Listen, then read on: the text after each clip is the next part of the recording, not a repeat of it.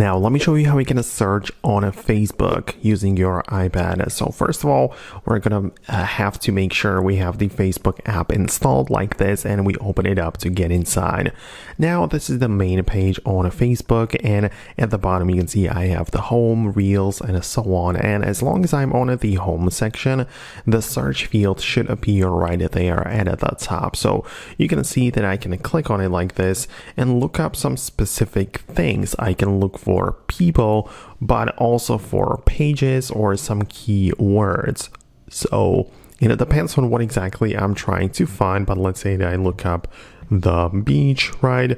There's a beach park, beach outfit, and so on. So I could click on a search and generally search it like that and switch to the people, for example, right? So there are some people which show up, there are some reels, there are some groups, pages, and so on. So I don't know, so I'm gonna click on a car, right, to look something up specifically. And as you can see, I see some car groups, I can see some people who talk about cars, pages specifically about this, right? So that's very useful, and that's how you can search for things and people to connect. And of course, it goes further because you can also choose the events or marketplace and look up for those things specifically.